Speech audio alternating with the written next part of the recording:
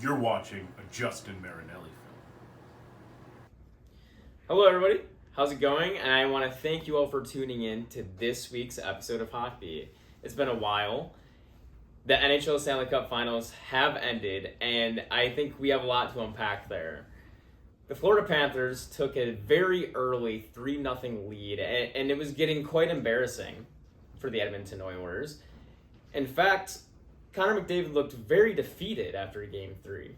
However, there was a mantra going out in the locker room of the Edmonton Oilers, drag them back to Alberta, which was kind of cute the first time McDavid said it. However, it got a little bit cringe when the whole team started doing it. I don't know how I feel about that. However, they did do just that. They brought it back all the way to a Game 7. Now, I will say, God only knows where Leon Draisaitl was during this whole thing. They almost kept him completely off the score sheet. However, McDavid was busting his ass out there, breaking the assist record in the Stanley Cup playoffs, held by previously Wayne Gretzky. They bring it back to a Game 7, where it was looking like the Florida Panthers were going to choke it all away. However, it almost turned into a choke job for the Oilers, who went on to lose in Game 7. It was very interesting. There was a lot at stake here. It was the Florida Panthers' first Stanley Cup. However, it would have been McDavid's first Stanley Cup, not to mention the legacy he would have brought along with it, coming back from the 3-0 deficit to take it. He didn't end up doing it. One thing that he did take, though, was the Conn Smythe Award. Now, he is the second player ever to win this, despite losing the series. But we saw something interesting happen. Unlike Jean-Sebastien Giguere, he did not come out onto the ice to accept the award. He decided to stay in the locker room, which left a bad taste in many hockey fans' mouths. John Wazel, I want to get your opinion on this matter. You know, Justin, I respect what Connor McDavid did. You know, you lose to the Red Wings in the Stanley Cup championship, and you win the Conn Smythe, despite your loss.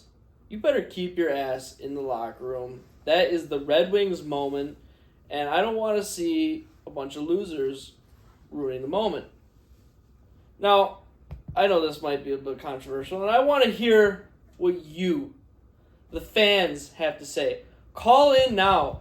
HockBEE is waiting to hear your response. We want to know your biggest thoughts on this matter. Yeah, and thank you, John. And like I was saying earlier, Giguere did comment on this, actually, saying that, he understands where McDavid was coming from here. However, he's got to go out and accept the award. But he didn't want to show his face. What do y'all have to say? The lines are open. Moving on, the first overall draft pick, Macklin Celebrini. Oh, it looks like we have our first ever caller. Hello there, can you hear me? Hey, Justin, am I on air? You are on air. Who do I have the pleasure of speaking with? More like just in. I have a stupid fucking take for you. Yeah, that's you. Connor McDavid will be remembered for two things after this playoffs, okay? Game 7, you're right. He did almost lead his team to a 3-0 comeback in the Stanley Cup Finals, something that hasn't been done since, our dear Red Wings, rest in peace, lost in 1950, whatever. But regardless, he wasn't able to do it. I mean, he completely flopped on his face, full of losing the puck the entire night. I mean, it was a terrible performance from him. He totally blew it. And the other thing he'll be remembered for is being bitch-made and not coming out to accept his fucking trophy. You know what that John Geiger snail-eating guy that you were talking about earlier did? He did, and he won a cup 4 years later. Okay, he's one of the most respected goaltenders of all time. Not Connor McDavid, all right? All right. Those were some harsh words for a superstar of McDavid's level. However, I do see where the stance is coming from.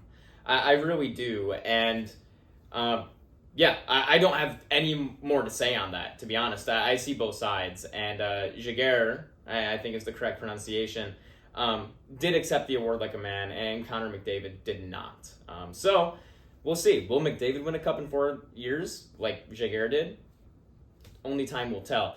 Moving on, I would like to talk about Steven Stamkos, formerly of the Tampa Bay Lightning, finally moving to a new team. He signed a fat contract in Nashville for an annual value of about $8 million a year. While many other teams were eyeing him, it doesn't seem like they could quite fit him into their budget. Okay, $8 million for someone of Stamkos' age is quite a bit of money. However, someone like Nashville right now is looking to make a cup run, and their top six is looking mighty fine. Interestingly, we have Gustav Nyquist on their top line, and Steven Stamkos is now going to be joining the squad. Will they make a deep run? I'm not sure. John, what do you have to say? I'm glad that old man went to play with a player that wasn't good enough to be with the Red Wings anymore. He didn't fit with the Eisner plan. I'm just referring to Gustav Nyquist at this moment here. He blew it. He blew a shot to be with a great franchise, and he had to go play with a bunch of hacks who throw catfish on the ice to be like the Red Wings. Throw octopi if you're a Red Wing, throw nothing if you're somebody else. And, Stamkos, whatever, man. We don't need you. We got what's his name. He's going to do way better. Vladdy Tarasenko. Tarasenko. I'm glad we passed on all those other prospects. We're going all the way. They're going to have a terrible season. And I think that's also a fair point. The Red Wings also seem to be eyeing a playoff spot this year. They added Vladimir Tarasenko, who just won the Stanley Cup. Great addition to add. Patrick Kane, perhaps the best American-born player of all time. Who's next? They have debatably the best prospect pool in the league. We will see what happens this year in the NHL. I want to thank you all for tuning in to this episode of HockBEE, your weekly source of hockey news, and we will see you next week. Hey, Carol, get in here. I was just on air. You gotta watch these fucking guys. I mean, I thought the show was good. This is some of the dumbest analysis I've ever fucking seen in sports. You gotta see this shit. Thank you.